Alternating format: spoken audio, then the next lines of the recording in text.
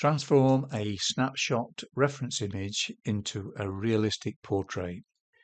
In this video, I share with you my techniques and tips on how I achieve the outline, underdrawing, rich colour stage, and the final details.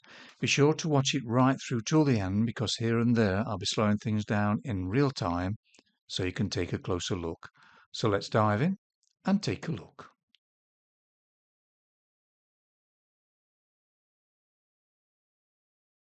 With the freehand method, I use a center point in my reference image. There's a center point on my reference image as well, and I'm comparing one shape against another, putting a vertical line where the nose is first, then where the mouth is, then doing the overall size, getting that in there, then using imaginary angles to find where these points are, and then comparing one shape with the other. It's just a case of just putting it in lightly to start with, keeping your hand quite away from the point of the pencil to keep the marks quite loose, and just be free flowing with it. What I tend to do as well is keep the reference image quite small so I can see the whole image.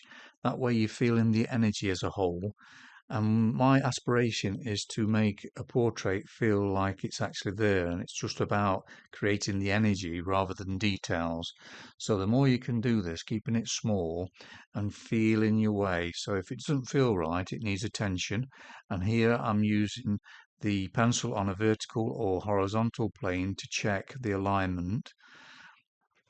Now, simplifying quite a few marks as well, because there's not much detail in the reference image. It's all about creating the feeling of the energy of the person. Now, what I do is open my heart, let go of the mind, and send this open feeling to the reference image, and you'll feel more energy come back to you. And it's just a case of letting it flow through you.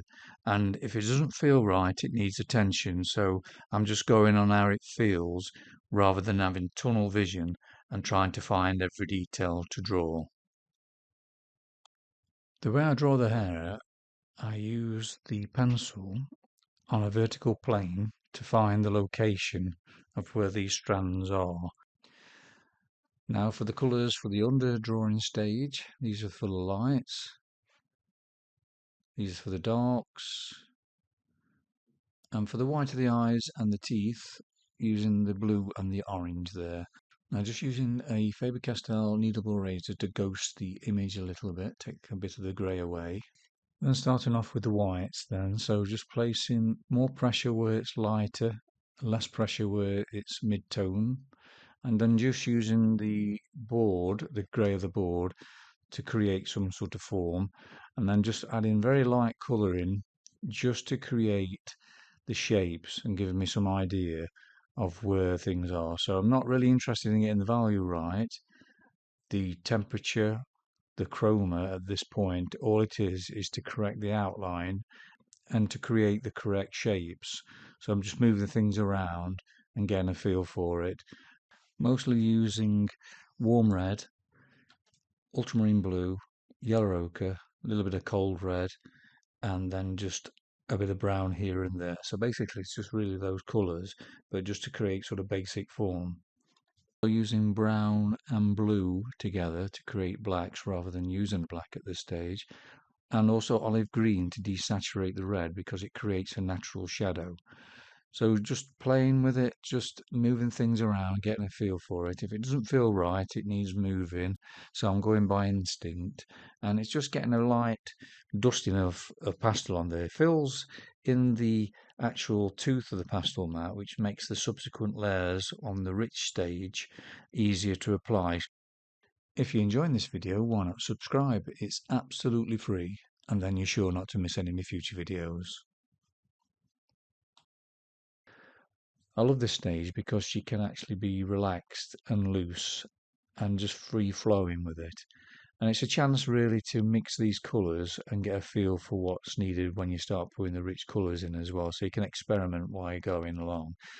But I'm not really that fussed about getting everything correct regarding the value, the temperature and the chroma. That'll all be done later on in the video.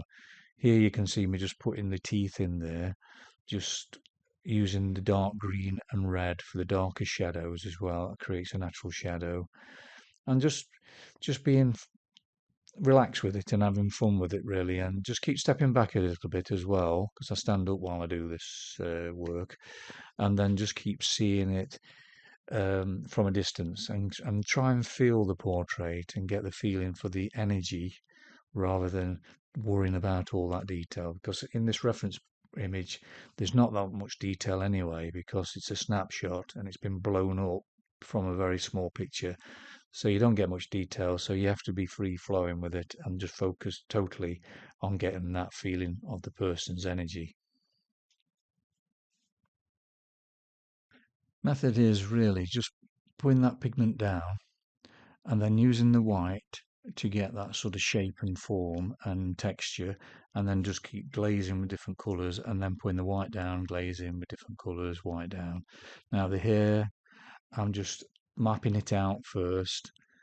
I can use my pencil on a vertical plane as well and find the location from a point in the portrait to where that strand is, and then just draw it in.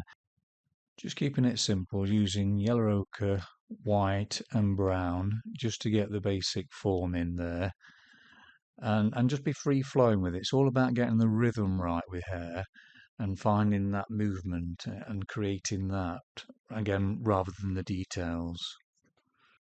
It's worth spending your time getting all the sort of proportions right and the positioning of the hair strands. It saves lots of time later when you start putting the richer colours in. Now for the colours, for the rich colours is the Caran selection I use, using a ultramarine pink here, which is a nice colour to use sometimes, and then the mixed skin tones, all the eyes yellow, ochre, white and a little bit of red in different combinations, the Faber-Castell white and the selection I used earlier. Starting off putting the lightest areas in, so just the highlights in the teeth there, then using the orange and the blue together to create a natural sort of teeth colour, creates greys, and the green and dark red to create natural shadows in the darkest area as well. And then just basically just putting some colour down now, more richer colour. So I'm pressing on a little bit more, but what's great about these Caran pencils is you don't have to press on a lot to get more pigment down. So you're not filling up the tooth, but you've got that sort of nice fresh pigment. And it's a case of working on several areas at once and getting sort of colour notes in there, and then just letting it happen, letting it develop. I tend to let my instincts take over, so I get a feeling to do a certain area, and so I go to that area and do it. And then what I found is that when I've done that area, then I can see the other colour more accurately. So it's a case of just keep going round different areas and getting the overall balance until it develops into the correct sort of feel you want. But it does take time to build up, and it's a case of putting layer after layer after layer, creating that sort of texture. Now you can use an earbud here, just small circles, just to smooth it out, but then go over again to create the texture because your skin tone's not plastic looking, so you don't want to be too smooth. Now I'm using the Faber-Castell white here for the fresher areas, and then when you glaze over the top of this white, it will be a fresher colour. So that's how I'm doing it really. So if you can feel it's fresh, add that fresh white, then glaze over the top. Just like to take this moment to thank all my Patreons for all their wonderful support every month. I can't thank you enough. It means a lot to me. If you're considering joining me on Patreon and would like the benefit of longer, slower and more in-depth videos, please check out the link in the description below. Now, most of the videos I put on there now is all in real-time audio, real-time video, so you get a real flavour and a feel to how I approach it, because I discuss it as I go along. So if that feels right for you, please check out the link in the description below. Just slowing it down a bit here so you can see how I'm doing the eyes. Just putting that Faber-Castell in the white of the eyes, then glazing with the orange and the blue, which create natural greys. There's a complementary colour. Then using a cold red and then going over the white. So it's white glaze until the colour appears for what you require. And it's just shaping things up as you go along as well. So cold red, bit of white, and then just mixing it up with different colour, just putting that little ultramarine pink in there. I could just put blue with the red and white, it'll just be the same. But if you've got a colour that is similar colour, you might also use it. Putting a bit of lemon yellow now in the iris. Now work on both the eyes at the same time. It's another good idea to do. And then just working on the texture really around the eye, but I'm not putting all that detail in. I'm taking a lot of the wrinkles out and the sort of lines, if you like. So I'm just bringing out the personality rather than trying to draw every detail exactly the same. And like I mentioned, this is a snapshot, so there's not that much detail anyway. But I have reduced the amount of lines and that in there, and just been more suggestive with it.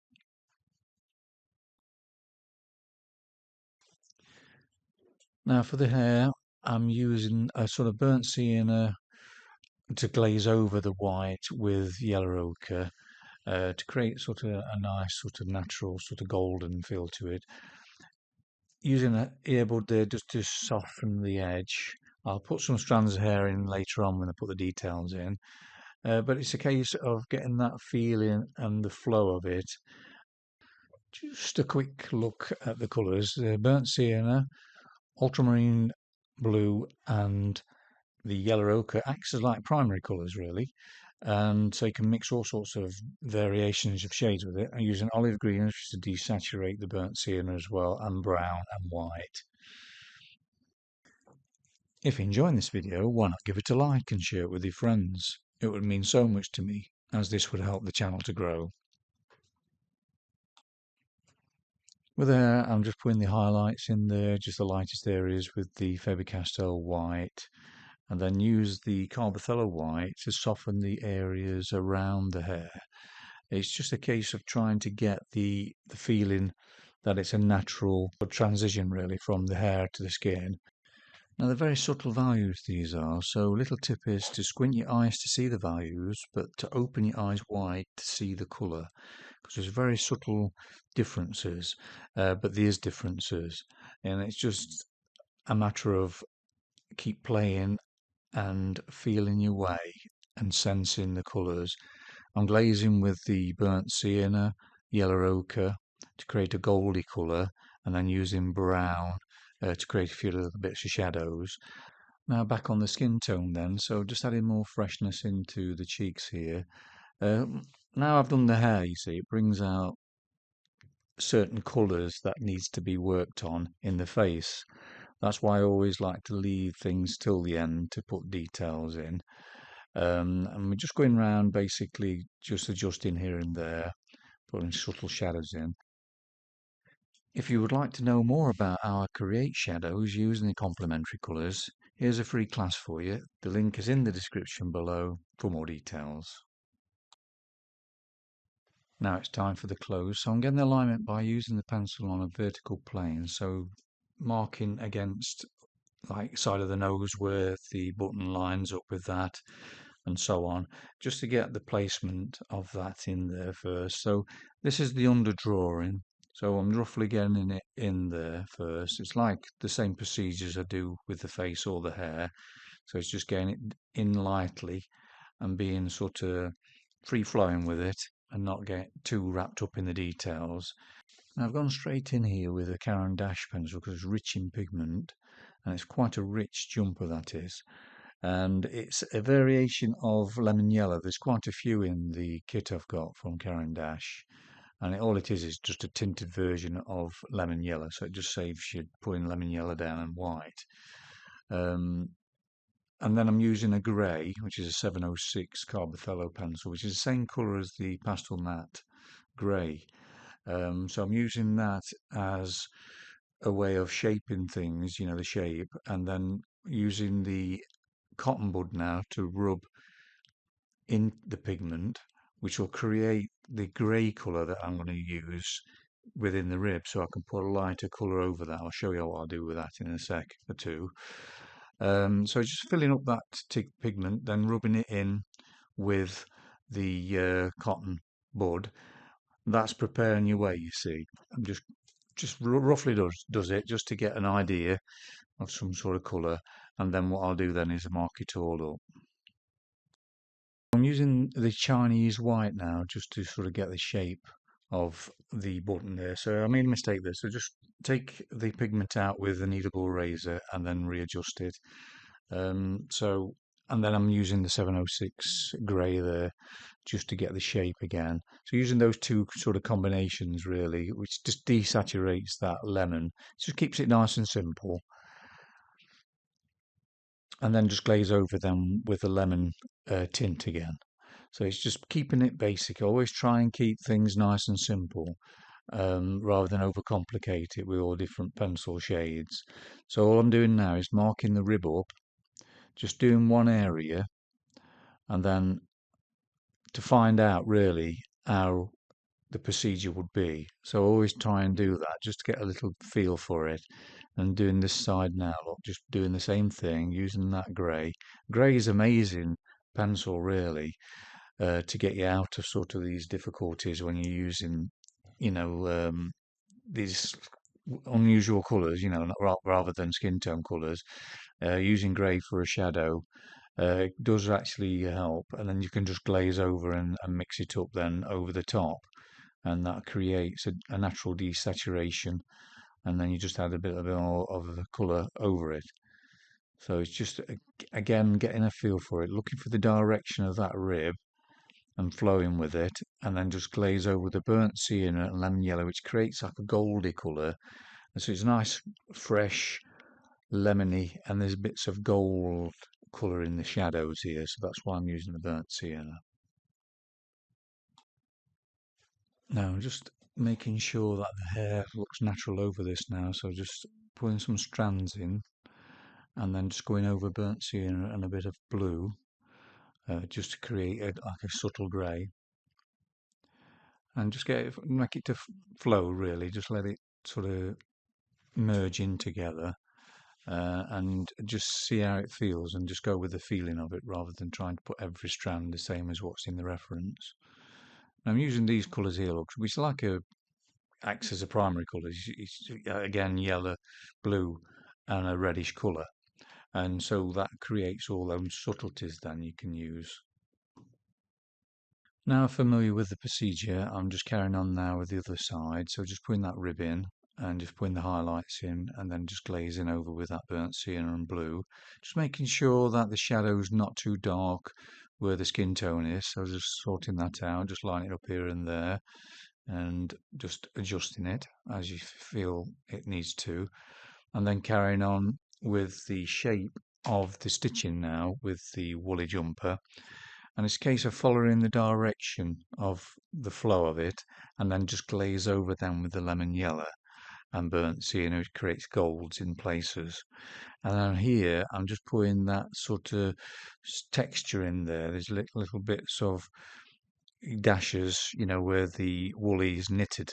So I'm putting that in, but I'm being very loose and very sort of suggestive rather than trying to get every detail the same. I'm just flowing with it and just it's my interpretation at the end of the day. Because this woolly jumper is so vivid, it's making the skin tone now a little bit dull in places. So I'm highlighting little areas, and that's why I leave the final details to the last moments, because when all the elements are in, then I can get it to balance. Because at that point, after I did the jumper, all I was looking at is the jumper. I lost the connection with the energy of the subject. So I had to put that energy back in now by highlighting here and there, correcting a shadow there and here and there, and just adjusting it accordingly. It's how it feels. You have to sort of feel the energy. So what you do, you open your heart, send that open heartness to the reference image, and then that energy come back, and then you can see and feel where it isn't in your portrait, your drawing. So then you have to adjust it until it does start to come back in, and it feels like the person then. So you just got to lift it up because the jumper made it look a little bit duller. So it's just adjusting here and there just to get it to feel and project the right emotions really. What I tend to do as well is look into a mirror. So I'm standing with the back against the portrait with the mirror in front of me, looking over my shoulder so I can see the portrait I'm drawing and the reference image and comparing it as you see it as a flip image. That brings out a lot of details that needs to be sorted. You could always take a photograph with your camera or take the portrait into another room, see it in a different light. But it's important really to just take your time and see it in different situations and to get a real feel for it. Then even a different light source can help you to just put those final touches to it. Thank you so much for watching the video right till the end. I really appreciate it. If you've enjoyed the video, please give it a thumbs up and share it with your friends. It would mean so much to me, as this would help the channel to grow. Interesting portrait to do, especially if you've got a reference image that's not too much detail. Usually get these when you have a commission, you get a snapshot that somebody wants, and you just have to put down the emotions and the energy of the subject rather than the detail. So surprising little bits of suggestion here and there still makes the portrait look realistic. Any questions at all, please leave a message in the comments section below this video and I'll get back to you as soon as I can. But in the meantime, if you'd like to see more of my work, please check out this video here. Take care. Bye.